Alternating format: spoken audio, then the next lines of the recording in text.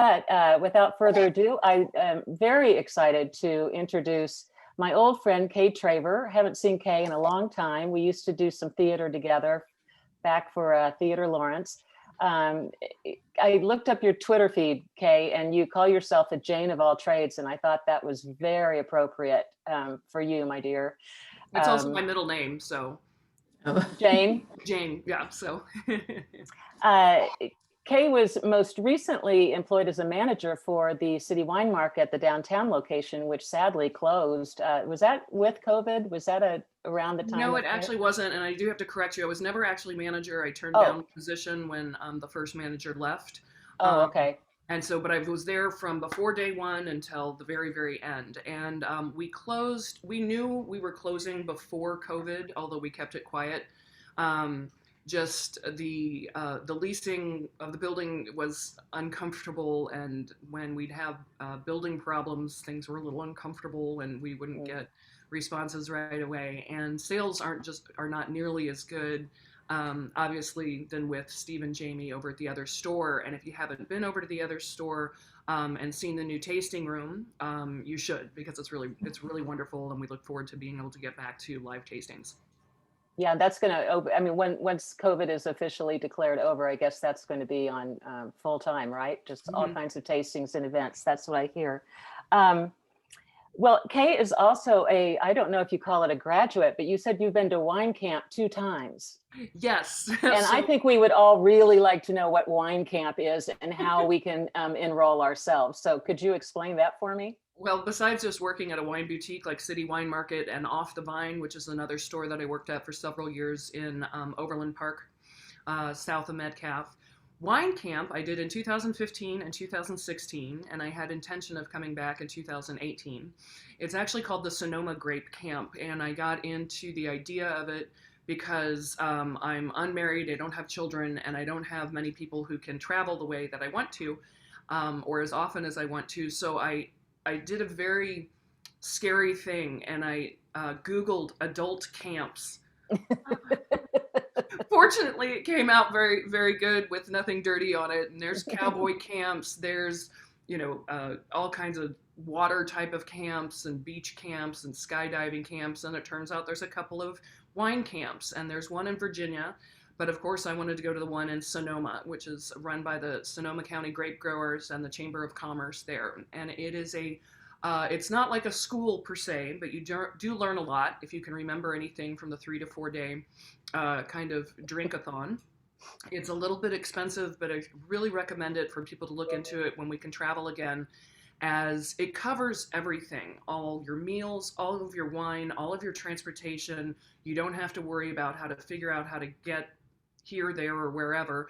And you're meeting with the owners and the families of the vineyards and the wineries right in the middle of harvest time. So it's a really special thing to do. I had so much fun and had just met lots of friends, and didn't go on 2017 because of the fires. And I'm curious how that's going to change some of the wines. And the head of the Sonoma County grape growers, she actually lost her home, so I don't even know if they had it that year. But it's super fun, and it's great, and you learn a lot if you can remember it. So, and it really should be kind of paired with maybe a couple of days at Betty Ford, just so you can get over, because It's you all really, out there in the same state anyway. yeah, right. Um, well, and that segues nicely into your part of your bio. You're a world traveler, and I was so thrilled that you have been to both of these places you're just about to talk about, where they make this sparkling wine and complete with pictures. So that's, for those of us who are staying home and not traveling, this is going to be a double treat. So with that, I will just let you take it away, and Okay, let's well, talk I will. bubbly.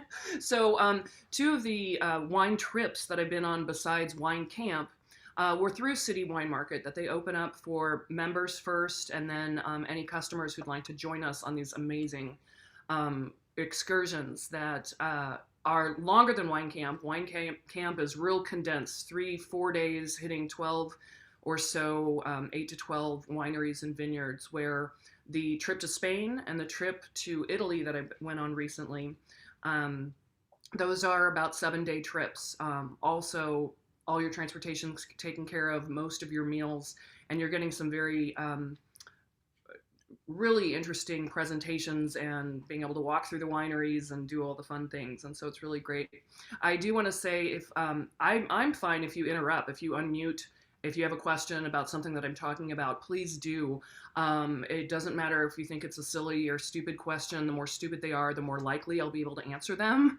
So if they are something a little more complex that I'm not quite aware of, I'll do the research for you and we'll get back at it. So. Oh, well, let me interrupt you right off the bat, because we forgot to talk about how to safely pop the cork in your, I mean, I'm sure most people who are sampling have already done this, but Yes. for the future, there is a way not poke somebody's eye out when you're opening a bottle of sparkling whatever, right? Correct. Yes. It sometimes seems scary at first that you want to grab. Of course, my cork's already out. When you do it and you take off the metal and the pin, that you want to push it with your thumb and go and watch it. You know, that you do that for more of a celebrative type of thing. But if you're drinking good champagne and want to keep it off your floor, I suggest when you have the cork in to grab a towel and stick it over the top, hold onto your bottle firmly, and then twist the cork and pull out. You'll still get your pop. It's still very exciting, but then you also have a towel in case your bottle got shaken up a little bit and anything pours out. So it's right there for you. The second thing that I want to do is I'm going to switch over to screen view, because it's also about what kind of glasses that you pour your bubbles in. Now, like my friend behind me over here, she loves her flutes. But when I was in Italy, let's see, share screen, mine, give me a second, technology. We did it yesterday. We did. Okay, here we go. So although we're not drinking this vineyard's wine, you might have seen it, Contratto, we did go visit there, and it was really interesting, one, besides the fact that the product is amazing, and they had a wonderful, really good, thorough tour on how creating champagnes is different than creating wines. But one of the things that I thought was really fascinating is that they, like, here's a collection of their flutes, of all the different many shapes of flutes, from, for example, the Marie Antoinette's over here to your flutes. But I have to do a little self-advertising here. In my happiness of being able to try all their wines, you can see that this glass here that I have is not a flute at all.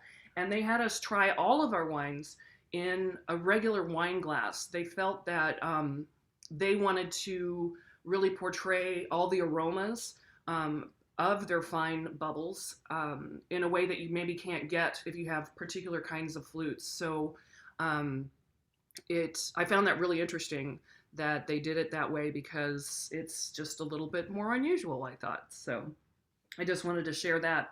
So the first thing, so we've got the Cunei, which hopefully some of you guys are trying. And if you're not drinking either of these bubbles, you couldn't get a hold of them, don't worry. We're going to be covering just kind of general things about bubbles, and might be able to find what I'm talking about in whatever bottle that you chose for tonight. So the Cunei Cava is from Spain. It's from the Viña Real in the Rioja region. If you think of Spain as like, and Portugal as like a face, which a lot of people do, it's northeast of Madrid. Madrid would be like your cheekbone here, and the Rioja region would be around your temple. And we flew into Madrid and got to go up there, and it was just absolutely amazing. And then the second wine was Gloria Ferrer, and I'll go into detail on both of these a little bit later. It's from California in the Carneros region, which is in Sonoma. It is south of Santa Rosa, and the Carneros region kind of spans from Sonoma over to Napa, so it kind of makes it kind of a little different.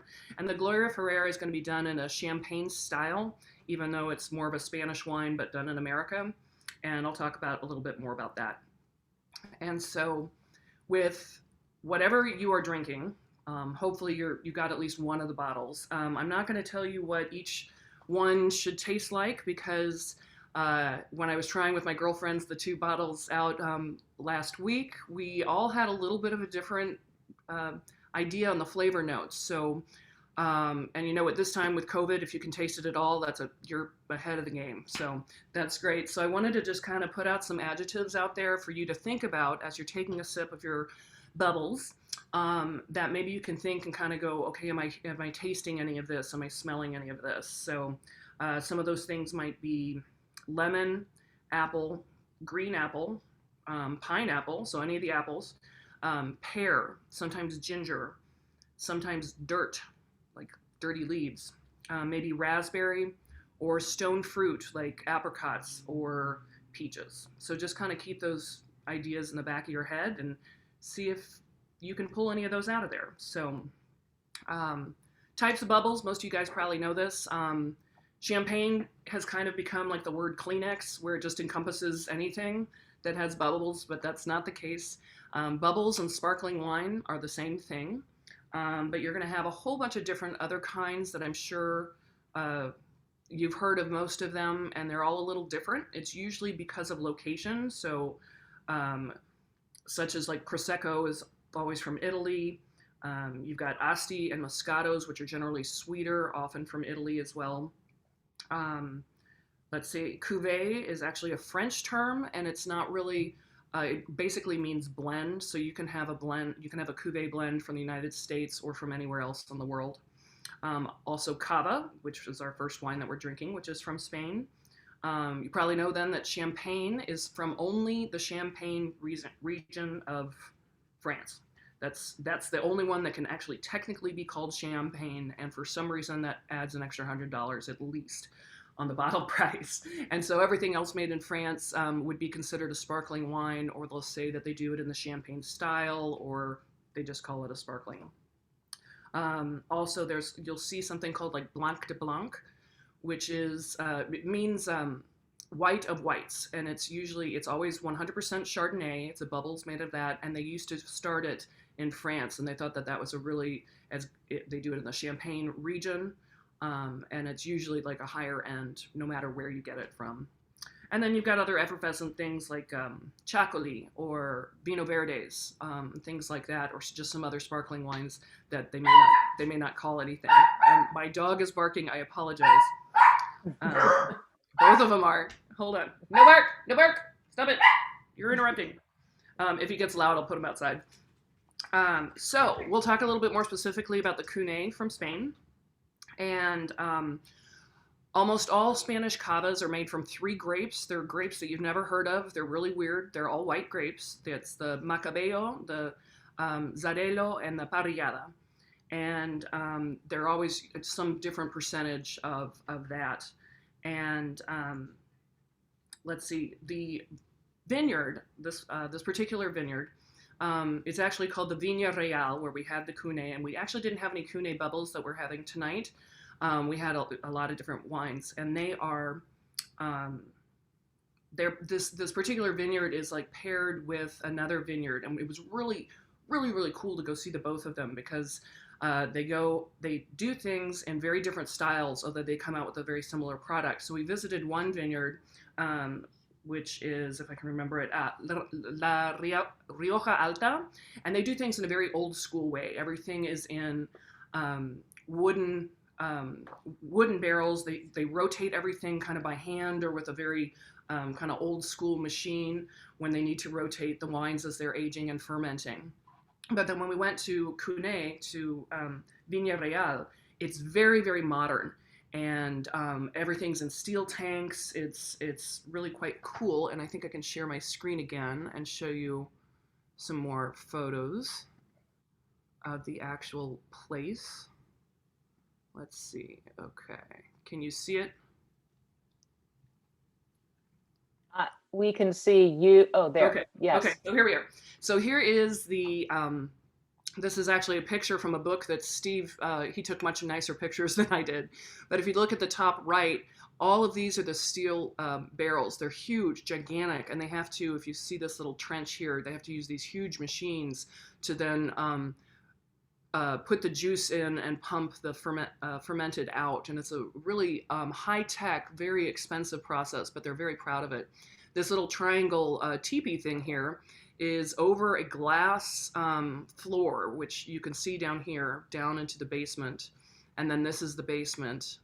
And we all stood on this and took a picture, and I nearly passed out because it scared me to death. But it was really, really wonderful. And then there we are standing. I'm off to the side on the wood because I couldn't stand on the glass. And that's it for that little set of photos. And so I wanted to go over to, and the method for Cunei is, you saw that there was the big steel vats. That's called the Charmat or tank method.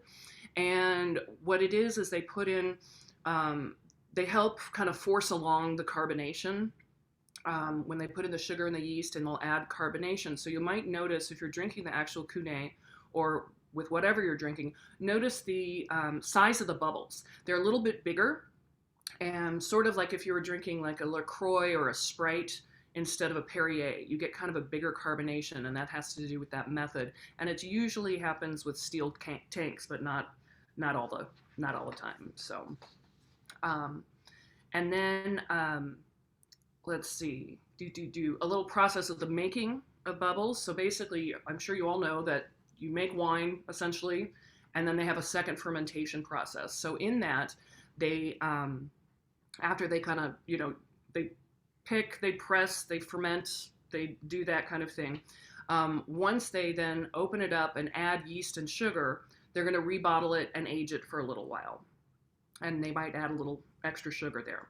And then they go through a process called riddling. And in Italy, where I showed you the pictures of Contratto at the beginning, they use old-fashioned riddling racks. I don't know if you've heard of those. They're like the big, great big, they're actually really big, wooden racks that are sort of a teepee, and they have holes on each side, and they put the bottles in and let them sit there because when they're sitting this way to age, all the lees, all the little, kind of powdery stuff from the yeast, it's basically yeast poop is what it is. It sits on the side of the bottle. And so it'll be, shush, it sits along the bottom. So they need to put it in this position in order for all of that to fall down to the nose. And in Contratto, where we went, which by the way, I'd never seen more bottles in my life in any of the trips. They had over 1.5 million bottles just all lined up. It was really impressive. They actually, you have to spin them just a little bit to get like a quarter of a turn each day. So they have a couple of men, like old men, who just sit there and spin bottles for hours at a time. They have really big forearms, and but they find it very meditative, and that's how they start their day at the winery. So it's pretty interesting. And then you have to remove that lees. And it used to be that they would quickly open the bottle and pour it out, but then they'd lose a little bit more wine. So a woman there at Contratto came up with a brilliant idea that now many bubble makers use. And what they do is they turn it then completely vertical, and they freeze just the tip of the bottle. And then they can very easily take it out, and it all sticks to the cork or to the top, whatever their temporary top is. So they can very easily remove that. They don't lose any of the wine, so they have much less waste. And it's now a process that's used very prominently and was invented by a woman. So I thought that was kind of cool. And then they recap and they let it age, and then we wait impatiently to buy it. So that's kind of the bottling process. And then our second wine, if you haven't gotten to the second set of bubbles, is Gloria Ferrer. And I can share the screen so you don't have to look at my face. I got to go there. This is in Wine Camp in 2015, and it was absolutely beautiful. And one of the reasons that they chose this area, the Ferrer family, in 1982 is because it's very arid and very dry and very similar to the Mediterranean, because their family, the Ferrer family, has been making bubbly since 1500, at the very beginning of people making bubbly in Spain. And so their family had been making it there, and they chose in the early 80s to come up and found that Sonoma had the best reproduction of the Mediterranean climate. And so it's really worked out wonderfully for them. This is going to have, it's done instead of a tank method for making the bubbles, it's a traditional method, or méthode traditionnelle. And I'm not able to speak Spanish today, Lydia. I don't know why. And what it means is that it's making the bubbles naturally within the bottle.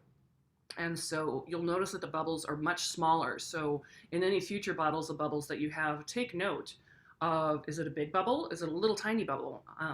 I thought the Gloria Ferrer has a lot more bubbles, but they're still a lot smaller. And it kind of depends on your preference of what you'd like the texture of your wine to be. And so that was something that's kind of neat. Carneros is, like I said, in Sonoma. It's south of Santa Rosa and a little bit to the east of Petaluma, if you're familiar with Northern California. And like I said, it does pass over to Napa, so you are going to have Napa wines as well that you'll hear from the Carneros valleys. So, but my preference, since I got to eat and drink there, is Gloria Ferrer is the best one that you can have. And so the tastings that we did there were pretty interesting. We got to, let's see if I put them all. So on the left here, we got to sit outside. They allow 30 people for wine camp. And they had us try each of the stages from when the juice is first pressed to when it ferments a little bit. And they just basically got us through all the stages before the bubbles. So this is what we're doing over here to the left. Didn't get to open these bottles yet, but then we got to go inside and have our wonderful tidbits and have the actual final product with everything. So it really made it a lovely afternoon if you're looking for places to go.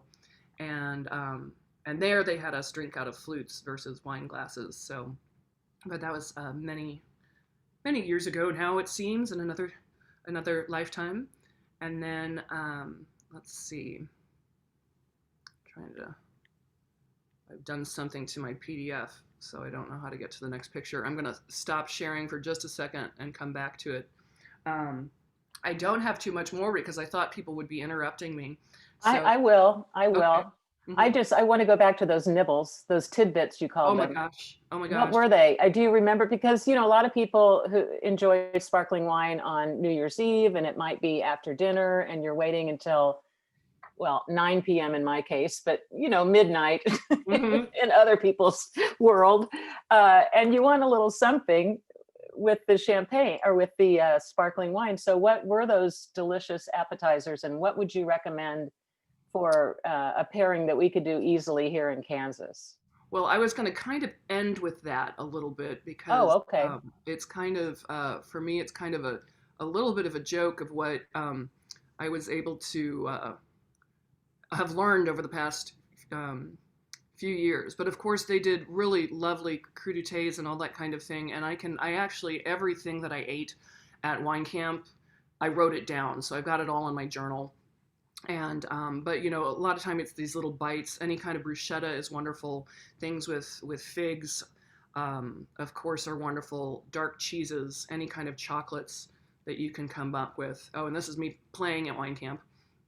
And so that looks fun. Yeah, you get to pick grapes and you go through the whole process in wine camp. It's great.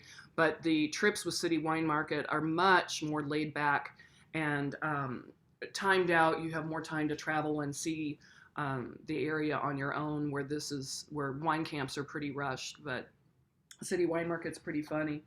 But did you get to stomp on the grapes a la Lucille Ball? Not that way, but we did get to go after picking grapes. This was pretty interesting at a winery called MacLeod, spelled more MacLeod.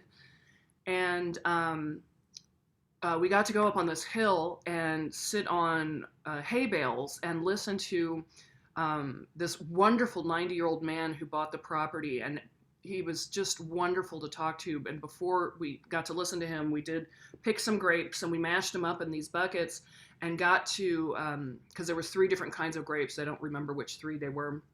Probably Sauv Blanc, Pinot Noir, and I think a Merlot, because they'd be different for what we were doing. And we got to test the sugar levels. So each grape for any kind of wine or bubbles is picked at a certain time, and they have people fastidiously going out every day and tasting it and testing the levels. The levels are called Brix levels, B-R-I-X. And even though they have real high-tech technological little machines to check it out. Really, most people just use this weird little tube, and you put the juice, after you squash the grapes, you put a little bit of the juice in. It's a real small little device, and it measures the sugar level. So what are those levels? For something like most bubbles, you're going to be picking your grapes at a level of about 23 or 24. A lot of wines, such as Chardonnays or Pinot Grigios, you're going to be more in the 28, 29 range. But then think of a Concord grape, like that you'd get in the grocery store, is going to be at about 35. So that's the difference. So the sweetness of a Concord grape down to what you'd use for bubbles is almost, it's a third of the amount of sugar in the grapes. And so we found that pretty kind of interesting. But yeah, didn't actually stomp anything with my feet, just my hands. So that was pretty fun. Well, we do have our first question from the crowd. It's from Rosie and Larry. And they want to know, are bubbly wines more intoxicating than non-bubbly wines? No. Alcohol levels are going to be, so the first wine that you were drinking was 11.5% alcohol. The other one is 12.5% alcohol. Now, there are certain bubblies, such as some Vino Verdes, that go down to, say, 7-8%. Maybe below, just, they'll go below 10. So you can get away with drinking more, but a lot of wines are just your regular wines that you get are going to be somewhere between 11 and 13% alcohol, sometimes a little bit higher. So they aren't, but if you're eating oysters with your bubbly, you might feel a little different. So now, how so? Well, because they say oysters are an aphrodisiac, so maybe that makes you feel. Oh, I get it. Okay, no, I have heard that before. Okay, well, yeah, everybody feel free to put your questions in the chat. And then while you're doing that, I just had one other last thing, and maybe it's, I don't know if people can type in their answers and you tell me what they think, but okay. When you look at a bottle of bubbles and it has a description after it, such as extra dry, brut, or extra brut, which one is the driest? Extra dry, brut, or extra brut? Would you unshare your screen so we can see all the faces? Oh yeah, sorry about that. That's okay. And if anyone has a guess or an answer, or unmute and shout it out. Or unmute yourself and shout it out if you want to. So repeat the question, please, because dry, extra dry, or brut? Brut and extra brut. Oh, extra brut. Okay. Anyone know? I guess we don't know. Okay. Brut. We have the Berettas say brut. Okay. And then I see somebody saying extra brut. You would think that since they made up this term brut for dry, that brut would be the driest and extra brut would be more dry. And then extra dry doesn't sound as, cool. So that would probably be the sweetest. You probably go, dry, extra dry, brut, extra brut. It's completely the opposite. So extra dry is the driest. It's like having little guys with brooms across your tongue, because it's so dry. And then it goes to brut is a little bit less. So the two that we're drinking today are sort of in the brut level. And then extra brut is actually sweeter, slightly. It's not sweet like Moscato or Prosecco or Astis, things like that, but it is the sweetest. If it doesn't say anything, then it's going to be possibly just a regular, kind of middle of the road or a sweet. And so, because Moscatos are like always sweet and Astis are almost always sweet. So I just thought I'd throw that out there because I always assume that extra brut would be the driest, and it's not. So. Okay, and the Berettas want to know, does the spoon in the top trick really save the bubble, or really work? Does it really save the bubbles? I guess I've never heard of this, to put a spoon in the top? I have not heard of that either. Jane and Rich, well, do you want to share? Would you unmute yourself and explain this phenomenon? I thought that was one of the preparatory emails. No, we found that online. We found that online. Basically, if you can't finish your bottle of bubbly wine, you take a spoon, put it handle down into the bottle and put it into the fridge, otherwise uncorked. And it keeps the air around the spoon cooler, Then the air farther down in the bottle. so it kind of preserves the bubbly. I have not heard of that one. I'll ask Steve about it. There are specialty champagne caps to use. Right. And those, I mean, really, ideally, you want as little air to be coming into your bottle if you have, if God forbid you don't drink it all in one sitting. That's why you're supposed to do it in parties so you can finish everything up. But my thought would be if you put a spoon or anything into your bubbles, you're just adding detritus, you're adding microscopic things to it. So it's all it's going to do is activate the wine if that spoon is touching any of it. And what it'll do is actually flatten it faster is what I would think, because it's going to be reacting to that spoon and creating the bubbles. And I don't see how it would trap the air in. So I don't think that's real, but I'll definitely ask Steve and look into that. Yeah, and they did say that you need to have the level of the champagne below the spoon. So they said if it's too high, then you need to have another glass. But I guess the concept was that it keeps the air cooler. And I don't know. it forms kind of a thermal block that keeps the carbonation in the Who knows? wine. Who knows? I think It saran sounded- wrap. I think it's some saran wrap over the top would be better, and keep it a little loose so some air can come out, and keep it in the fridge. And also, this is another thing that I wanted to talk about. What is it called? Temperature.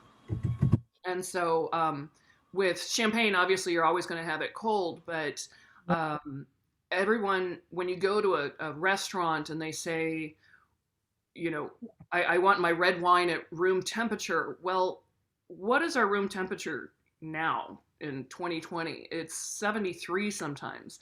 And when they came up with that expression, room temperature, for wines, particularly red wines, you're talking about the basement of a French castle. So red wines really should be served between about 55 and 62 degrees. And your white wine's colder than that. So obviously your champagne's to be colder than that, your bubbly's to be colder than that.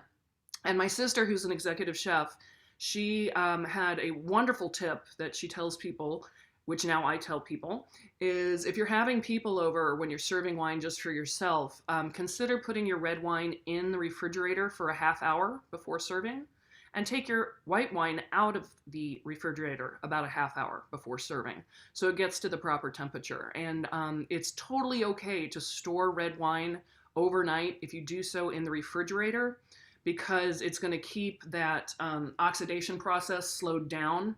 So when you drink it the next day, take it out maybe an hour beforehand or so, and it'll get down to, or go up, I guess I should say, up to about 55 to 60 degrees, but it'll preserve it much longer. And at Off the Vine, we were only open Thursday, Fridays, and Saturdays, and by pumping out the air in the bottles, and then even on Sundays, coming back on Thursdays, most of the time the wine was just fine because we'd keep it in the fridge. So I want to follow up that on behalf of the Smiths, the idea of sort of putting a bubble of saran wrap on top of your bubbles. not very And pretty. let's face it, I mean, this year we're probably looking at parties of 1 and 2, instead of big groups, unfortunately. So Maggie wants to know, or Maggie and Dave want to know, can you use a regular wine stopper for sparkling wine? Let's say you drank half the bottle. Is it safe to put a regular stopper in that bottle? Yes, there's a couple ones that I have used on the rare times that I don't finish my bubbles. There is one that it actually has a pump on it, so it suctions it out, but it also suctions the cork in. It takes the air out, but it suctions this. It's a plastic one. You can get them at Dillon's with a little white pump, and that will stay in there. But I also have a collection of, and if you ever get any of the Skaya wines, or Skaya Bubbles, Staia, and they sell it all over. They have these little glass stoppers on the top where you don't have to use a cork on them. You just take off the tin, pop off this glass top, and it's nice and weighted, and you can just set that on top, and it has a little bit of rubber in it, and those work really well for bubbles as well. So, but I don't think you want to put a regular cork in, because one, it would be really, it's not going to be big enough to fit in very well, because wine corks are a lot fatter. But if you find a wine cork that is fat enough to go in there, just possibly the movement of you walking across the house and put it in the fridge and stuff, it could just pop out, and then you wouldn't want, anything bubbling out onto your fridge. So. And then how long will sparkling wine remain drinkable when you're storing it after it's been opened? I don't know that I've ever had to have that problem. Okay. Just being honest with you. So. But for those out there who practice moderation, do you have any idea? No one does. My friend Lydia, who drinks a lot of bubbles, she says about 2 days. 2 days. Okay. That's all I wanted. Yeah. But if you did have some that had gone flat, I have a recommendation. And also if you have some white wine or red wine that's gone bad, grab some, grab some wonderful fall pears, cut them into quarters, put them into a pot of the rest of your wine, and then maybe top it off with water. You might need a little sugar as well. Poach them for 20 minutes, and it's a wonderful snack, breakfast, and that also would go well with your next bottle of bubbles. Very nice. Okay, and this is Shelley had a comment, and I've heard this too. She said, I thought carbonation allowed the alcohol to enter the bloodstream faster. And I think I heard that when I was younger. Is that true? That I've never heard. So that's another one that we have to put down for Steve. So okay. We'll do that one and the spoon. Okay, we'll get that answered for you, Shelley, and put it in the follow-up. It might have something to do with the acidity, because different bubbles have a different level of acidity. Champagne has the most acidity of bubbles and stuff, and that might be a factor of opening up your pores, essentially your internal pores, to get it in. But I'm just that's just a supposition there. And so. Okay. Now, what about the storing the bottles that have not been opened? I have a bottle of something out in my garage in the refrigerator. Mm-hmm. And I remember I think it was a theater person who told me, oh, I always keep a chilled bottle of champagne handy just in case there's a reason to celebrate. And I thought that was, at the time, I thought that was a great idea. Well, I've had that bottle for years. And is it bad now? I mean, or does it depend on the type? How are you storing it? In a refrigerator. Yeah, but are you closed? Storing it this way? Or standing up. Okay, vertical. So you might have a lot of, it depends on the filtration and what kind. You might have some weird stuff at the bottom. I always keep a chilled bottle as well, but I always keep it horizontally. So I've got a couple of little racks, and I think they even make soda can racks that work really well to put your bottles in. And that's just kind of a general good rule of thumb anyway. And for your red wines, indoors, you want to have them at about a 30 to 40 degree angle, and that helps with them. Also consider that, granted, by the time you've gotten it in the final product, all the lees has been removed, all that yeast poop that I was telling you about that helps it ferment. But if there is any sediment, which you can get in red and white wine, remember how I was telling you that the guys at Contrato, they sit and spin the bottles every day, but they're doing that while it's aging. If you do have a lot of wine somewhere, every once in a while, just consider turning it, rotate it 180 degrees just on occasion. And don't be afraid when you get a bottle that has a lot of the red sediment at the bottom, or in white wines, sometimes bubbles, there'll be crystals. It'll look like you have salt or thick, coarse grain sugar in the bottom. Those are totally fine, not dangerous, doesn't mean anything happened. It's just sometimes that's how the wines are, and some are more susceptible to that. But the only way you can find out, Kathy, is to open up the wine and drink it. Well, if there will ever be a New Year's Eve to celebrate, it will be this year, won't it? So yes. Maybe we'll just give that a try. Okay, here's one more. I've heard that unfinished still wine can be frozen to keep it. Will sparkling wine go flat if this is tried? Yes. To freeze your wine, it will go flat. Yeah, so Martha Stewart has always said, and I always laugh, leftover wine, she's like, you can put it in ice cube trays and then use it for cooking later, and to just kind of enrich the flavor. And I always laughed. I was like, who has leftover wine? But I'm assuming it would work exactly the same way. with your bubbles, recommending to first actually try to get rid of some of the bubbles, shake it around, stir it up, something like that. And then when you pour it in, you will lose the carbonation, of course, when it gets frozen. If you've ever accidentally frozen a bottle of bubbles, which I have done, there's nothing you can do. It basically just sort of turns back into wine, but it doesn't taste nearly as good. So you can certainly do so and use it in salad dressings and stuff like that. So. Well, so what will you personally be drinking on New Year's Eve? I actually have a bottle of Contrato. There was one left over at City Wine Market. So from that first slide with the wonderful posters. So I will be drinking that, but I'm really much more of a Chardonnay fan. So I'll start off with that and finish with probably a really rich, probably La Crema Chardonnay. I'm in their wine club. I love them. They were our closing night dinner on my second wine camp. Beautiful place in Santa Rosa. But with the bubbles, I'm going to kind of end my portion of this with this thought as far as pairing with food. White cheeses are always great.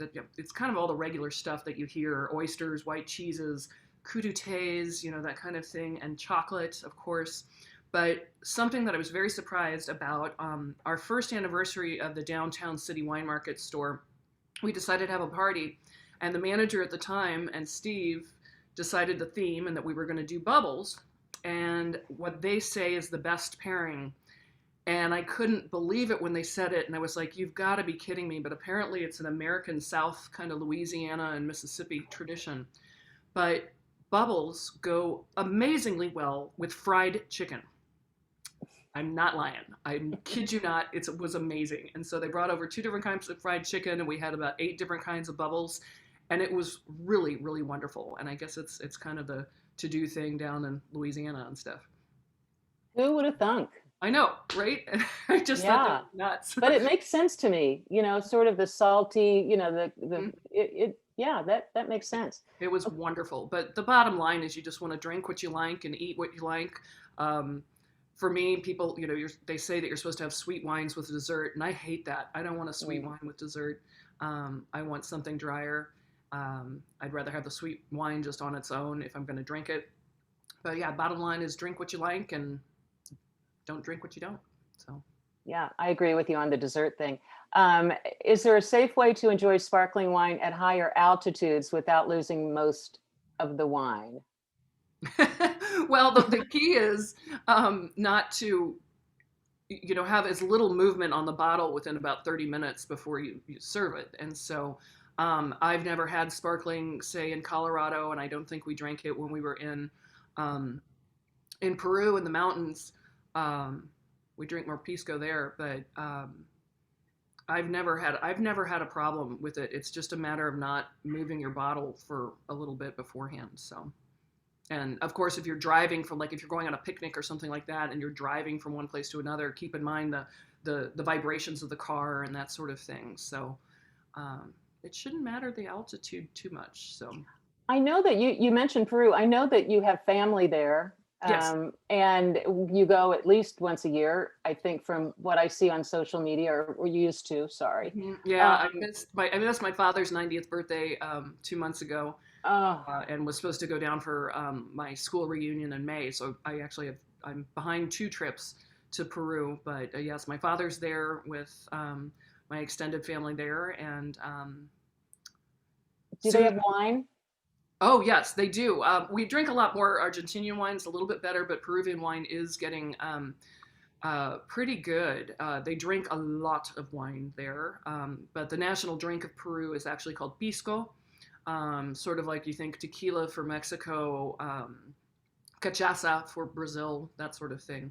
But it's actually it's been deemed the national drink, but they do have some good wines. There's one winery in particular, I'm trying to see if I can think of it at the moment, but that really has some good stuff. Don't worry about it. I was just going to say, I want to invite you on the record. I want to invite you to come back and talk about that region. Since it is wine around the world, we'll have you back in a few months, and you can if you want to, you can talk about Argentinian wine, because that would be, I know you go a lot, and I know you know a lot about that area. So that would be great. Now, Gloria wants to know where you got your shirt, and Oh. she buy one too? I'll have to ask my sister. She got it for me a couple weeks ago, actually. She was like, here, look what I found. And but I'm not sure where she got it, but it was here in town. So Well, I don't know if this is a smart aleck question or not, but what is the national drink of the, I know it is, Rich. I can see you. What is the national drink of the United States per Kate Traver? You know, what is she? Light? Coors or Bud Light? I don't know. Yeah, probably. Okay. Yeah. Well, I don't think we're sophisticated enough to have an actual national drink. yeah, I don't either. Okay, well, if anyone, if no one else has questions or a question, let's unmute ourselves so we can, oh, Dave, wait, hold on. Okay, Dave, go ahead. Yeah, I read that if sparkling wine is going flat, you can save it by putting a raisin in it. Is that because of the sugar, or is that just made up? Made up. It's got to be made up. There's just no way. Dave, have you tried it? No. Oh, that's good. I probably won't tonight either. I'd be really curious if somebody took some flat, some flat bubbles and put them in one of those new machines that you can buy to make your own soda.